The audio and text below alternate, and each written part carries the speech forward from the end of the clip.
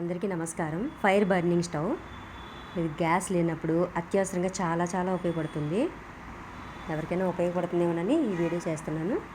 దీన్ని ఎలా కనెక్ట్ చేయాలో చూడండి. ఒక అడాప్టర్ ఇస్తారు. అడాప్టర్ని దీన్ని కనెక్ట్ చేసి ప్లగ్ పెట్టుకోవాలి. ప్లగ్ పెట్టుకున్న తర్వాత దీనిలో చెక్క ముక్కలు వేసుకోవాలి. ఏమైనా సరే చెక్క పొట్టు, కర్ర పుల్లలు ఏమన్నా సరే వేసుకొని ఒక కర్పూరాన్ని దాంట్లో వేసి అగ్గిపెట్టి వెలిగించినట్టయితే మనకి వెలుగుతుంది.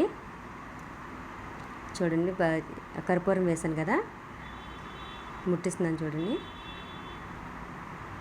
ఇట్లా వెలుగుతుంది. మనకి అత్యవసరంగా గ్యాస్ అయిపోయినప్పుడు కానీ లేదా ఏ విధంగా సరే ఉపయోగపడుతుంది. తెచ్చుకొని ట్రై చేయండి.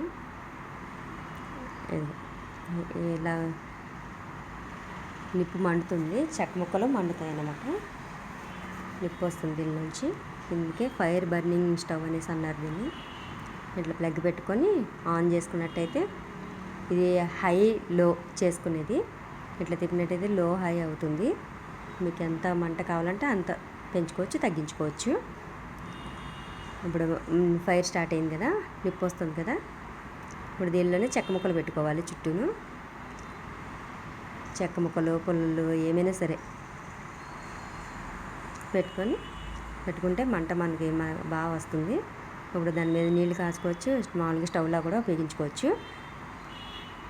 మీకు వీడియో నచ్చితే లైక్ చేయండి, సబ్స్క్రైబ్ చేసుకోండి. Thank you for watching.